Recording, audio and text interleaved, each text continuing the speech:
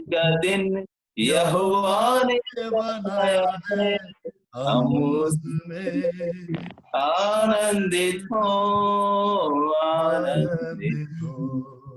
आज का दिन यहोवा ने यहोवा ने बनाया बनाया है, है, हम हम उसमें उसमें आनंदित आनंदित हो, हो, आनंदित हो। परमेश्वर के नाम की महिमा हो एक बार फिर से आज के इस सभा के लिए, और मैं आप सभी का स्वागत करता हूं। मैं पास्टर सुमित आपका स्वागत करता हूं सेवन डे एडवेंटिस्ट चर्च के बिहाफ पर, और आज की सभा में जबकि हम सबत के इस दिन में मिल सकते हैं और जगह जगह से सभी लोग जुड़े हुए हैं। इस समय बहुत सारे लोगों को ये लिंक भेजा गया है, और मेरी आपसे भी रिक्वेस्ट है, जितने भी लोग मुझे सुन पा रहे हैं, मेहरबानी से इस लिंक को ज्यादा से ज्यादा लोगों को आप भेजिए, ताकि और लोग भी इस बाइबल स्टडी का हिस्सा बन सके। इस समय हमें सरमन की जरूरत नहीं है ज्यादा, हमें किसकी ज्यादा जरूरत है?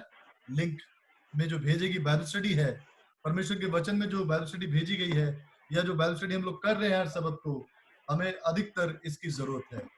इसलिए मेरी आपसे रिक्वेस्ट है, इस बाइबल स्टडी को आप और लोगों तक भी भेजें, और यह लिंक भेजें, और लोग इससे जुड़ें। जो आपके पास स्टडी है वो औरों के पास जानी बहुत जरूरी है इस वक्त में, जबकि हालात और आगे जाके बिगड़ेंगे। जिनके पास सही नॉलेज है, सही ज्ञान है, वही इन दिनों में स्थिर रह सकेंगे। बाइबल साफ कह रही है, बहुत से अपने विश्वास रूपी जहाज को डुबो देंगे, और बहुत सारी गलत बरगलाने वाली शिक्षाओं के पीछे जाके अपने यकीन से हाथ धो बैठेंगे इस वक्त में। क्योंकि ये जो लड़ाई है परमेश्वर और शैतान के बीच में, ये आर या पार की लड़ाई है, ये लास्ट है, इसके बाद फिर कुछ नहीं हो। तो मैं आपको दिखा रहा था, पिछली बार हमने ये जो विषय है, मैंने इनके बारे में आपसे बात की थी, मैंने पढ़ देता हूँ आपके लिए। हमने false profit, false religion, false teaching के बारे में अध्ययन किया है पिछले कई सप्ताहों में, और फॉल्स प्रॉफिट के बारे में हमने जो चीजें सीखी हैं मैंने आपको बताया है उनके बारे में, कि जहां भी आपको एंटी क्राइस्ट, लिटिल हॉर्न यानी मसीह विरोधी, छोटा सींग, उत्तर का राजा, और जहां भी ये रेफरेंस आपको लिखे हुए मिलते हैं, दूसरा थिस्सलुनीकियों 2 अध्याय, पहला यूहन्ना 2 अध्याय, डैनियल 7 बाब, प्रकाशित वाक्य 13 अध्याय, प्रकाशित वाक्य 17 अध्याय, प्रकाशित वाक्य 18 अध्याय, ये जितने भी चैप्टर्स जहां भी आपको लिखे हुए मिलते हैं, ये सारे चैप्टर के अंदर कहीं ना कहीं वो आयतें दे रखी हैं जो एंटी क्राइस्ट के बारे में डील करती है। अगर आप प्रकाशित वाक्य 9 अध्याय पढ़ेंगे फॉल्स रिलीजन के बारे में, तो वहां एक अलग तरीके की शुरुआत दे रखी है जो कि फॉल्स रिलीजन से रिलेटेड है। बाय द वे, जब जैसे ही फॉल्स यानी झूठा शब्द लग जाता है, तो वो हमें अंदाजा हो ही जाता है कि वो परमेश्वर का विरोधी है। जो भी परमेश्वर के वचन में से झूठ प्रचार कर रहा है, या झूठी शिक्षा दे रहा है, या झूठा विश्वास कायम करना चाह रहा है, वो किसका विरोधी है? परमेश्वर का। तो यहाँ ये चीजें हमने सीख ली अब तक। आज जो विषय मैं आपके साथ बांटना चाहता हूं, अगर आप चाहेंगे तो हम लोग फॉल्स रिलीजन यानी जो ये झूठा नबी, झूठी शिक्षा और झूठे नबी का जो धर्म है, वो फॉल्स रिलीजन है, झूठा धर्म है। हमने आखिरी जो स्लाइड देखी थी लास्ट टाइम, पिछली बार, फॉल्स प्रॉफिट के बारे में दिया गया है, जो कि 3 उससे बना हुआ है, जिसमें प्रोटेस्टेंट चर्च आता है, और रोमन कैथोलिक आता है, और तीसरा एक मिक्सचर है, हिंदुइज्म एंड इस्लाम और ये सारी चीजें मिलाकर एक तीसरा मिक्सचर है जिसे प्रेतवादी कहा जाता है, स्पिरिचुअलिस्ट। ये तीनों एक हो जाते हैं लास्ट में जाके, और ये परमेश्वर के विरोध में काम करते हैं। आज जो हम सीखेंगे वो बहुत ही इंपॉर्टेंट चैप्टर है, जो कि हमें जानना जरूरी है। मैंने आपके व्हाट्सएप ग्रुप में भेजा हुआ है। आज का जो हमारा विषय है वो है 24 प्राचीन, 24 बुजुर्ग। ये 24 प्राचीन कौन है, ये 24 बुजुर्ग कौन है, इसके बारे में प्रकाशित वाक्य 4 अध्याय और 5 में आप अक्सर पाते हैं। बाइबल में इनके बारे में बताया गया है। अगर आप प्रकाशित वाक्य की किताब उसका 4 अध्याय और उसके 4 और 5 में देखें, तो यहाँ प्राचीनों के बारे में बताया गया है, और उनकी संख्या भी बता रखी है। कितनी है उनकी संख्या? 24 प्राचीन बुजुर्ग। इंग्लिश में है 24 एल्डर्स। अगर आपने इनके बारे में कभी पहले पढ़ा है तो मैं समझता हूँ आपको इसका अंदाजा होगा। क्या 2 मिनट के लिए मैं जानना चाहूंगा क्या सबको मेरी आवाज आ रही है? अगर आपको जी सबको सर। मेरी आवाज सुनाई दे रही है तो प्लीज आप रेस्पॉन्स कीजिए, कोई भी बीच में ना यस बोले। सर। सैमसन दयाल, आपको मेरी आवाज आ रही है? यस सर, आ रही है। अच्छा, ठीक है। तो हम लोग 24 प्राचीनों के बारे में आज सीखेंगे, जो कि प्रकाशित वाक्य 4 अध्याय और उसके 4 पद में किसी को भी अगर मिला है हिंदी में, कोई भी हिंदी में पढ़ सकता है 4 और 5, 24 प्राचीनों के बारे में। उस सिंहासन के चारों ओर 24 सिंहासन हैं हाँ और इन सिंहासनों पर 24 प्राचीन श्वेत वस्त्र पहने हुए बैठे हैं जी, और उनके सिरों पर सोने के मुकुट हैं। उस सिंहासन में से बिजलियां और गर्जन निकलते हैं और सिंहासन के सामने आग के 7 दीपक जल रहे हैं। वे परमेश्वर की 7 आत्माएं हैं और उस सिंहासन के सामने मानो बिल्लौर के समान कांच का सा समुंदर है। Okay, thank you very much. Sister Ruby ने इसको पढ़ा अभी बड़े अच्छे तरीके से। यहाँ पे प्रकाशित वाक्य 4 अध्याय में पहली जो चीज देखते हैं, सिंहासन पर कोई बैठा हुआ है, सीटेड ऑन थ्रोन, नंबर 1। उसके बाद 24 सिंहासन और रखे हैं और उन 24 सिंहासनों पर 24 लोग बैठे हुए हैं, 24 प्राचीन बैठे हुए हैं। तीसरी बात, 4 जीवित प्राणी है, 4 living creatures, 4 living creatures are there. और उसके बाद चौथी बात जो इसके अंदर है वो है 7 स्पिरिट्स, 7 आत्माओं के बारे में लिखा गया है यहाँ पे। ये जो 4 एलिमेंट्स है इस चैप्टर के अंदर, ये जो 4 ऐसे हिस्से दिए गए हैं, 4 बातें जो लिखी गई हैं, इन एक एक बात को समझना बहुत जरूरी है। अगर मैं आपको 24 प्राचीनों के बारे में, 24 एल्डर्स के बारे में जो दे रखा है, बाकी जो टेक्स्ट है वो भी बताना चाहता हूँ, वो आप बाद में पढ़ सकते हैं, लेकिन आप लिख सकते हैं अभी उन टेक्स्ट को आप लिख लीजिए। रेवलेशन 5-6 में भी इसके बारे में पाया जाता है। प्रकाशित वाक्य 5-6 में इसके विषय में लिखा हुआ है। प्रकाशित वाक्य 5-6, 8, 11 और 14, इन सभी आयतों में इन 24 प्राचीनों के बारे में लिखा गया है। हम सीख रहे हैं 24 प्राचीनों के बारे में। प्रकाशित वाक्य 4, उसका 4 और 5, फिर 5 अध्याय का 6, 5 अध्याय का 8, 5 अध्याय का 11, 5 अध्याय का 14 पद। उसके बाद 7 अध्याय के 11 और 13 में भी लिखा है। रेवलेशन 7 चैप्टर, उसके 7, रेवलेशन प्रकाशित वाक्य 7 का 11 और 13 में भी इनके बारे में लिखा गया है कि ये 24 प्राचीन कौन है।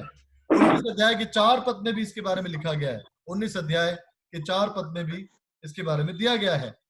आप देख सकते हैं डैनियल 7 अध्याय के 10 पद में भी इसके बारे में लिखा है। डैनियल 7 अध्याय और उसके 10 पद में भी इसके बारे इसमें लिखा गया है।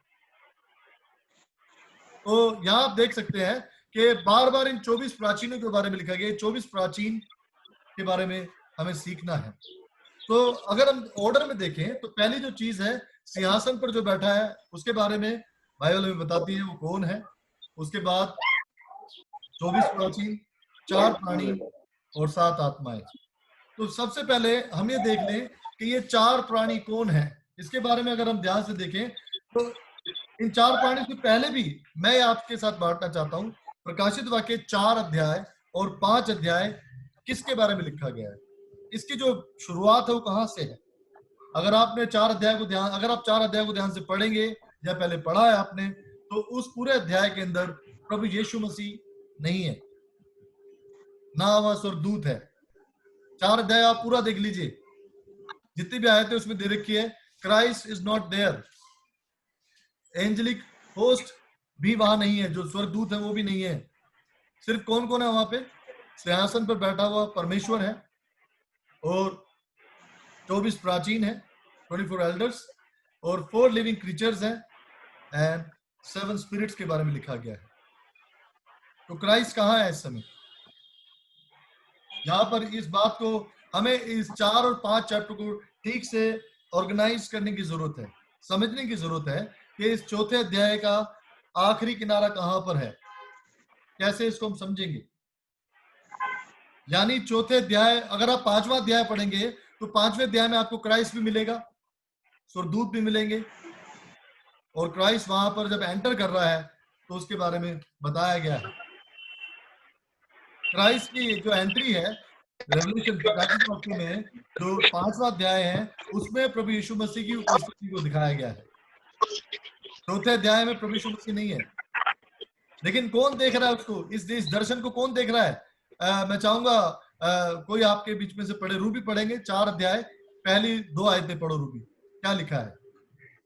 इन बातों के बाद जो मैंने दृष्टि की तो क्या देखता हूँ कि स्वर्ग में एक द्वार खुला हुआ है, और जिसको मैंने पहले तुरही के से शब्द से अपने साथ बातें करके सुना था, वही कहता है, यहाँ ऊपर आ जा और मैं वे बातें तुझे दिखाऊंगा जिनका इन बातों के बाद पूरा होना अवश्य है। तुरंत मैं आत्मा में आ गया और क्या देखता हूँ कि एक सिंहासन स्वर्ग में रखा है और उस सिंहासन पर कोई बैठा है। ये यूहन्ना के विषय में बताया गया है। स्वर्गदूत उस यूहन्ना से बात कर रहा है और क्या कह रहा है? यहाँ ऊपर आ जा, मैं तुझे दिखाता हूँ। यूहन्ना, अभी आपने 2 पद में पढ़ा होगा, यूहन्ना लिख रहा है तब मैं आत्मा में आ गया। किसमें आ गया? आत्मा में। आत्मा में, जी। यहाँ आप देखते हैं उसने यहाँ क्या लिखा हुआ है साहब? 2 पद में क्या लिखा है? तुरंत मैं आत्मा में आ गया। इसका मतलब क्या है? यहाँ से उसका जो दर्शन है वो क्या हो गया? शुरू हो जाता है, विजन। और वो आत्मा में आने का मतलब क्या है? वो उसकी दर्शन रूपी आंखें खुल जाती हैं और वो देख रहा है। यहाँ लिखा मैं तुरंत आत्मा में आ गया और क्या देखता हूं कि एक सिंहासन स्वर्ग में रखा है और वहां उसे एक द्वार खुला हुआ दिखाई दे रहा है जो कि हेवनली कोर्ट रूम है। स्वर्ग का जो कोर्ट रूम है, जो वहां का जो अदालत का जो कमरा है, वो उसे दिखाई दे रहा है। किसमें? दर्शन में। दर्शन। ठीक है। और यहाँ हम देखते हैं कि उसने दर्शन में देखा कि मैं तुरंत आत्मा में आ गया और वो देख रहा है ये सिंहासन पर कोई बैठा हुआ है। अभी अगर आप प्रकाशित वाक्य के पहले अध्याय से लेके 3 अध्याय तक देखें तो किसके बारे में लिखा हुआ है? प्रकाशित वाक्य की किताब को सिस्टमैटिक ऑर्गेनाइज करना बहुत जरूरी है। आपको याद होगा हमने पिछले महीने जब अपनी स्टडी शुरू की थी तो हमने 12 अध्याय से शुरू किया था। कितने लोगों को याद है? राय साहब, आपको याद है हमने 12 अध्याय से शुरू किया था? जी, प्रकाशित वाक्य 12 अध्याय। मैंने कहा भी था आप लोगों को इसको याद रखना। हमारा सेंटर पॉइंट कौन है? 12 अध्याय है। जी, जब आप 12 अध्याय को पढ़ते हैं तो 12 अध्याय में उन पहले 3 चैप्टर की भविष्यवाणी के बारे में लिखा गया है। कौन से पहले 3 चैप्टर? प्रकाशित वाक्य 1, 2, 3। प्रकाशित वाक्य 1, 2, 3 में किसके बारे में लिखा हुआ है? 7 चर्चेस के बारे में। किसके बारे में है? 7 चर्चेस के बारे में। कि वो 7 चर्चेस कैसे शुरू हुए, कैसे डिस्ट्रॉय किए गए, कैसे सताया गया, इसकी भविष्यवाणी कहाँ लिखी है? 12 अध्याय में। प्रकाशित वाक्य 12 अध्याय में आप देखते हैं कि 1260 दिन की भविष्यवाणी है। कितने दिन की भविष्यवाणी है? 1260 दिन की भविष्यवाणी। और 1260 दिन की भविष्यवाणी के जो एक्सपेंशन है या जो उसको इलेबरेट किया गया है या उसको जो बताया गया है उसका मीनिंग, वो 3 अध्यायों के अंदर जो भी हुआ है वो 1260 दिन की भविष्यवाणी का हिस्सा है। 538 से लेकर 1798 तक 1260 दिन की पूरी होती है। अगर आपने 12 अध्याय को ठीक से समझ लिया है तो आपको पहले 3 चैप्टर समझ में आ जाएंगे। प्रकाशित वाक्य 1, 2, 3। ठीक है। प्रकाशित वाक्य 1, 2, 3 के बारे में कहाँ भविष्यवाणी की गई है? 12 अध्याय में जो भविष्यवाणी है वो 1, 2, 3 में होकर दिखाया गया है। अब हम 3, 4 और 5 के बारे में सीख रहे हैं। तो 4 और 5 के बारे में अगर आपको जानना है, चौथे अध्याय में जब आप देखते हैं कि प्रभु यीशु मसीह वहां पर नहीं है, तो कहाँ है प्रभु यीशु मसीह? इसके बारे में हम 5वें अध्याय में देखते हैं। तो चौथे अध्याय की कंटिन्यूशन आप कहाँ देखेंगे? प्रेरितों के काम पहला अध्याय, बुक ऑफ एक्ट्स चैप्टर 1। प्रेरितों के काम पहला अध्याय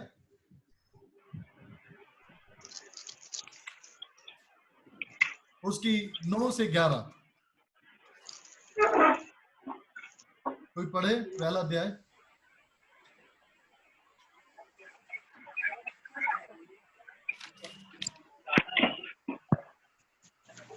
जी, कोई भी पढ़ सकता है, हिंदी इंग्लिश में जिसको भी मिला है। 9 to 11. 9 से 11 प्रेरितों के काम पहला अध्याय। ये इस प्रकार से लिखा सर।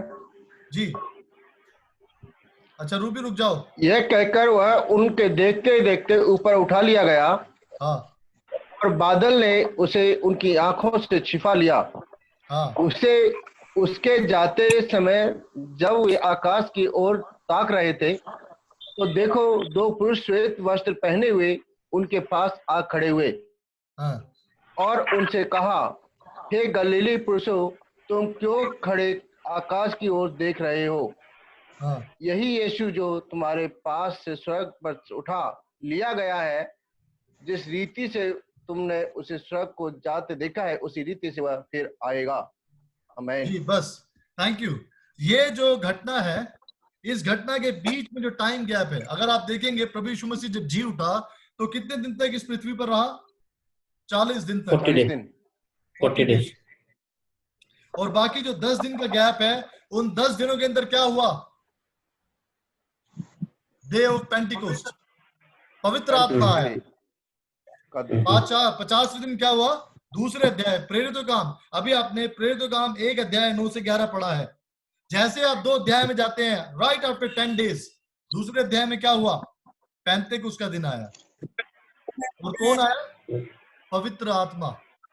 प्रभु यीशु मसीह ने यूहन्ना की रचित सुसमाचार में क्या कहा था कि मैं जा रहा हूं पिता के पास। यूहन्ना 14 अध्याय में क्या लिखा हुआ है कि मैं जाऊंगा और तुम्हारे पास कौन आएगा? सहायक, पवित्र आत्मा। यस, ठीक है, कौन आएगा? पवित्र आत्मा। चौथे अध्याय में क्राइस्ट नहीं था। क्राइस्ट तो उस समय जा ही रहा था ऊपर, जो आपने प्रेरितों काम में पढ़ा है 1 अध्याय के 9 से 11 में। 5वें अध्याय में क्राइस्ट की एंट्री दिखाई गई है। अब आप प्रकाशित वाक्य 5 का 6 पढ़िए। प्रकाशित वाक्य 5 का 6।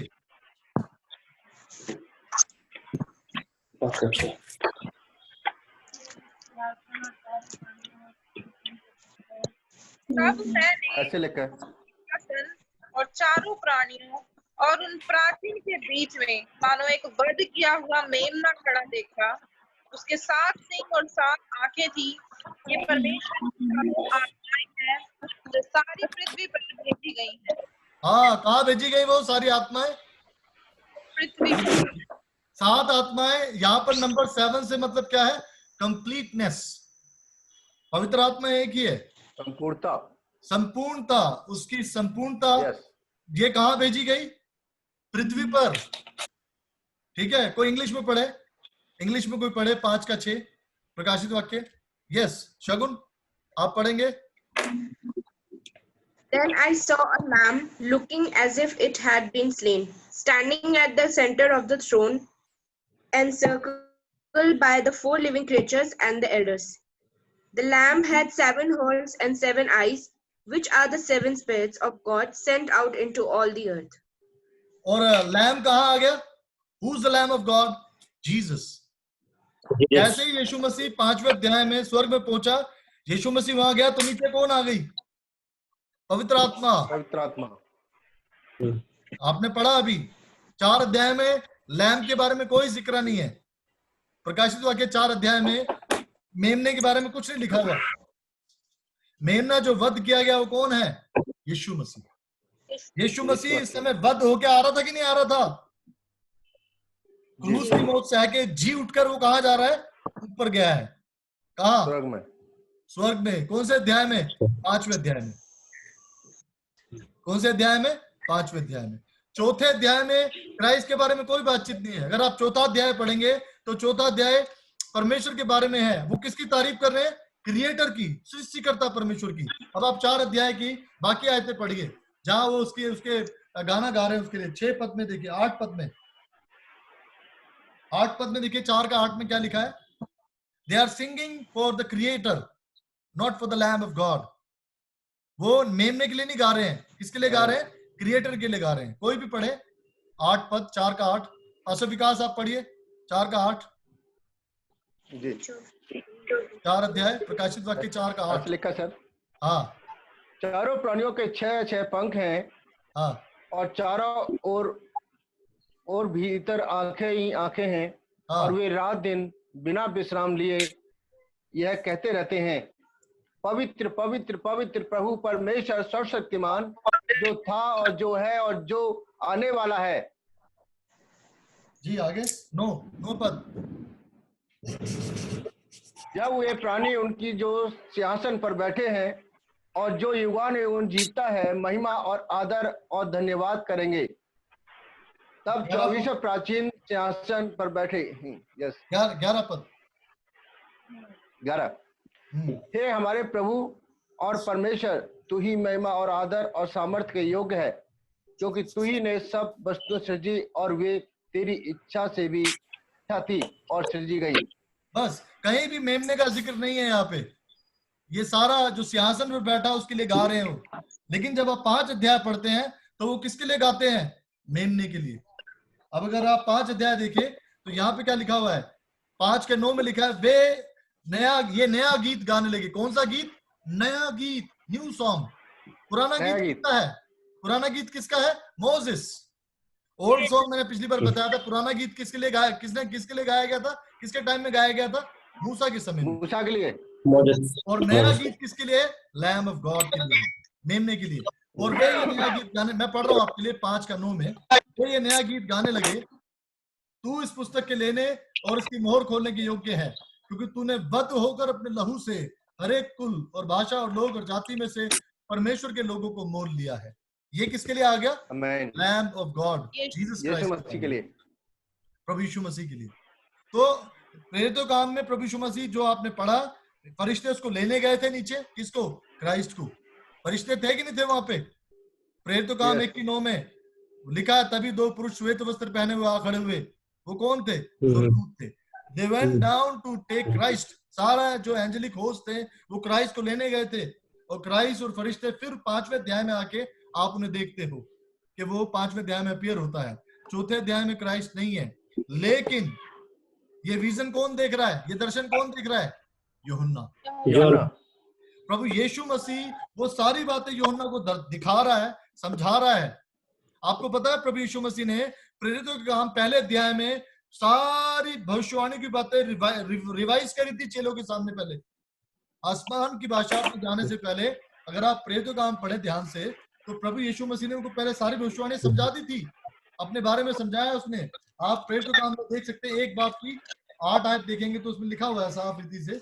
मैं फटाफट पढ़ देता हूँ आपके लिए टाइम बचाने के लिए। यहाँ लिखा हुआ है 1:6 में, अतः उन्होंने इकट्ठे होकर उससे पूछा, हे प्रभु, क्या तू इसी समय इजराइल को राज्य फेर देगा? उसने उनसे कहा, उन समयों या कालों को जानना जिनको पिता ने अपने अधिकार में रखा है तुम्हारा काम नहीं, परंतु जब पवित्र आत्मा तुम पर आएगा तब तुम सामर्थ पाओगे। तो इस तरीके से यहाँ पे उससे ऊपर की बातें भी अगर आप देखेंगे तो उसने उन सारी चीजों को उनको एक्सप्लेन किया, बताया। 10 पद में देख सकते हैं उसके जाते समय वो उससे बातचीत कर रहे हैं। 8 पद में, तुम सामर्थ पाओगे और पवित्र आत्मा के द्वारा तुम्हें सारी चीजें समझाई जाएंगी। तो इस तरीके से प्रभु यीशु मसीह ने 40 दिन तक वो उन्हें दिखाई देता रहा। पहले पद में भी देख सकते हैं आप, जो यीशु आरंभ से, हे थिफिलुस, मैंने पहली पुस्तक पहले पद की पहले में हे थिफिलुस 1:1 में लिखा हुआ है, सब बातों के विषय में जो लिखे जो यीशु आरंभ से करता और सिखाता रहा उस दिन जब तक वो उन प्रेरितों को जिन्हें उसने चुना था पवित्र आत्मा के द्वारा आज्ञा देकर ऊपर उठाया ना गया। उसने दुख उठाने के बाद बहुत से पक्के प्रमाणों से अपने आप को उन्हें जीवित दिखाया और 40 दिन तक वो उन्हें दिखाई देता रहा और परमेश्वर के राज्य की बातें करता रहा। प्रेरितों का काम पहले अध्याय की पहली 3 आयतों में क्राइस्ट ने अपने बारे में सब कुछ उनको सिखाया, सब बातें बताई, फिर वो ऊपर उठाया गया। और 5 अध्याय में हम देखते हैं जब वो ऊपर चला गया तो पवित्र आत्मा नीचे आ गया। अभी बाकी बातें किसने सिखाई उनको? पवित्र आत्मा ने। यूहन्ना जो विजन देख रहा है किसकी वजह से देख रहा है?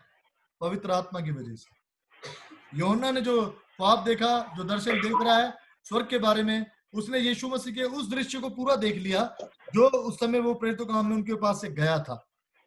किसने देखा? यूहन्ना ने। लेकिन पहले 3 अध्याय पवित्र आत्मा की सामर्थ्य से उसको पहले 3 अध्याय दिखाए गए।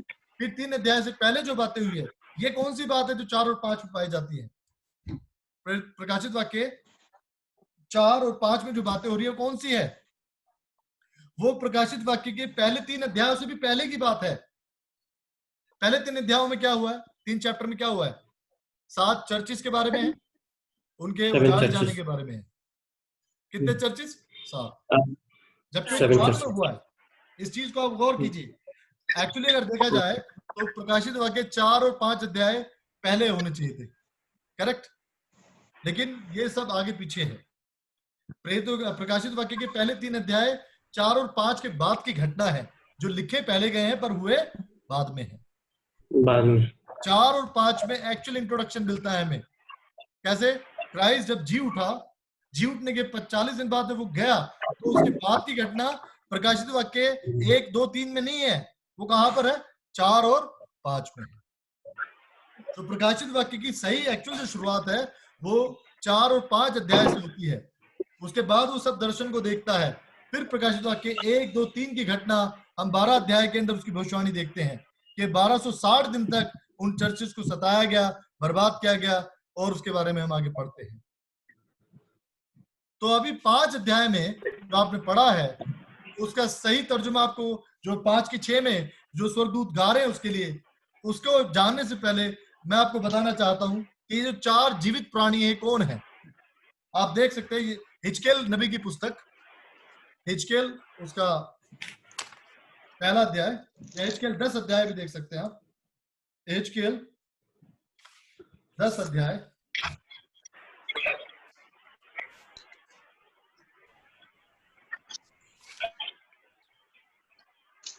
उसका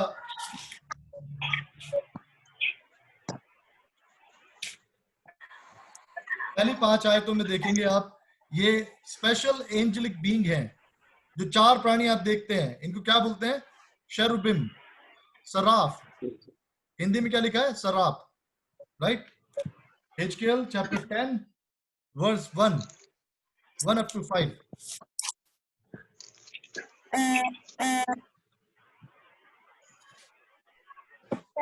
पढ़े। पहले अध्याय से, पहला पद से, 10 अध्याय का पहला पद, चैप्टर 10 वर्स 1। इसके बाद मैंने देखा कि करूओं के सिरों के ऊपर जो आकाश मंडल है उसमें नीलमणि का सिंहासन सा कुछ दिखाई देता है।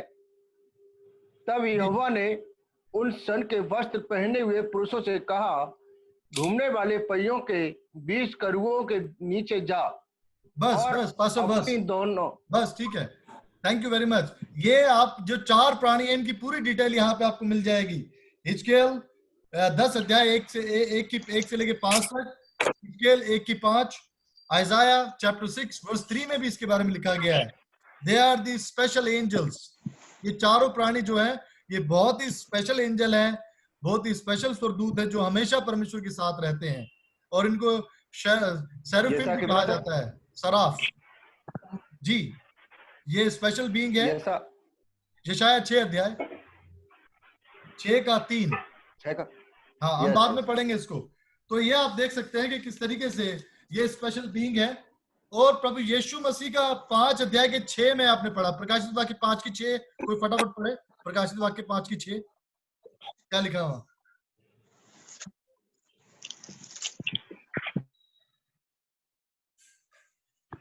तब मैंने उस सिंहासन और चारों प्राणियों और उन प्राचीनों के बीच में मानो एक वध किया हुआ मेमना खड़ा देखा। बस उसके 7 सिंग और उसके बाद 9 पद पढ़ी, 9, 5 का 9।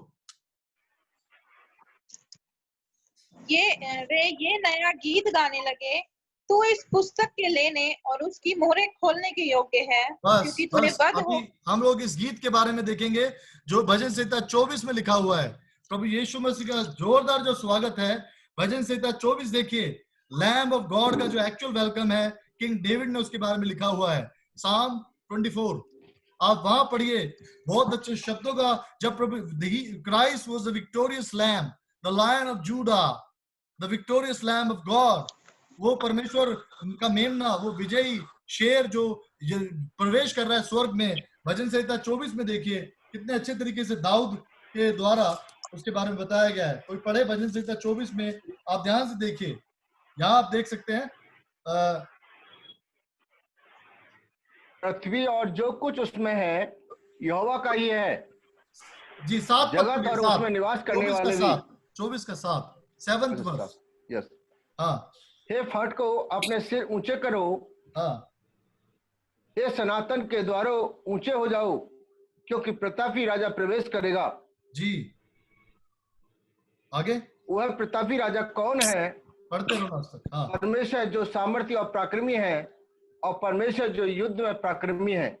हाँ फाटको पढ़ते रहो। अपने सिर ऊंचे करो, हाँ हे सनातन के द्वारों तुम भी खुल जाओ, क्योंकि प्रतापी राजा प्रवेश करेगा। वह प्रतापी राजा कौन है? सेना का यहोवा वही प्रतापी राजा है। बस तो यहाँ हम देखते हैं कि ये उस एंट्रेंस के बारे में उसका स्वागत कर रहे हैं। परमेश्वर के मेमने के बारे में अगर आप देखेंगे तो उसने स्वर्ग में प्रवेश किया। ये प्रभु यीशु मसीह के जी उठने के बाद का सीन है, जो प्रकाशित वाक्य 5 अध्याय में आप पढ़ते हैं कि who is that glorious king. वो ग्लोरियस किंग, वो लैम्ब ऑफ गॉड कौन है? प्रभु यीशु मसीह। Jesus Christ. क्योंकि सलीब के ऊपर उसने फतेह पाई, शैतान को हरा के। और अभी जो स्वर्ग जो 5 अध्याय के 9 में प्रकाशित वाक्य में मैं आपके लिए पढ़ूंगा, वे नया गीत गाने लगे इस पुस्तक के लेने और इसकी मोहर खोलने के योग्य, क्योंकि वध योग्य तू ही है, क्योंकि तूने वध होकर अपने लहू से हर एक कुल और भाषा और लोगों में से और जाति में से परमेश्वर के लोगों को मोल लिया है, और उन्हें हमारे परमेश्वर के लिए एक राज्य और याजक बनाया है, और वे पृथ्वी पर राज्य करते हैं। तो यहाँ आप देखते हैं कि किस तरीके से उसका 13 पद में देखेंगे, फिर मैंने स्वर्ग में और पृथ्वी पर और पृथ्वी के नीचे और समुद्र की सब सृजी हुई वस्तुओं को और सब कुछ जो उनमें है ये कहते सुना, जो सिंहासन पर बैठा है उसका और उसके और मेमने का धन्यवाद, आदर और महिमा और राज्य युगान युग होता रहे। और चारों प्राणियों ने कहा आमीन, और प्राचीनों ने गिरकर दंडवत किया। तो इस तरीके से इस वेलकम के बारे में अगर आप भजन से प्रकाशित वाक्य 19 अध्याय में भी देखेंगे तो 19 अध्याय के 5 में भी आप देख सकते हैं। 19 का 5, प्रकाशित वाक्य 19 का 5, जब यीशु मसीह स्वर्ग में एंटर कर रहा था तो उसके बारे में कैसे कैसे शब्दों का प्रयोग किया गया है। ये जो सीन है ये बाद का सीन है, ये अभी का लेटेस्ट सीन नहीं है। मैं सिर्फ ये बता रहा हूं आपको कि कैसे उसकी हमदो तारीफ वो लोग वहां कर रहे हैं। तब ये कब का सीन है? जब यीशु मसीह दोबारा आएगा। ये सीन इससे कनेक्ट नहीं है। तो मैं सिर्फ एग्जाम्पल दे रहा हूं आपको समझाने के लिए। प्रकाशित वाक्य 19 अध्याय 5 अध्याय से कनेक्ट नहीं है। तब सिंहासन में से एक शब्द निकला, हे हमारे परमेश्वर से सब डरने वालों दासों, क्या छोटे क्या बड़े, तुम सब उसकी स्तुति करो। बस ठीक है। ये सिर्फ एक एग्जाम्पल मैं आपको दे रहा हूं कि यीशु मसीह के बारे में कहाँ का उन्होंने लिखा गया है, ये उससे कनेक्ट नहीं है। 5 अध्याय 4 और 5 अध्याय से कनेक्ट कौन सा चैप्टर है? भजन संहिता 24, जिसमें प्रभु यीशु मसीह जब प्रेरितों का काम 1 अध्याय में जब जा रहा है और चेलों को उन्होंने कहा कि जैसे तुमने उसको जाते देखा है वैसे वो फिर आएगा, जब वो वापस फिर आएगा तब 19 अध्याय को हम लोग कनेक्ट करेंगे। क्राइस्ट अभी गया है, फिर आने वाला है ना वापस। अभी क्राइस्ट दूसरी दफा आ रहा है, पहले गया वो जी उठने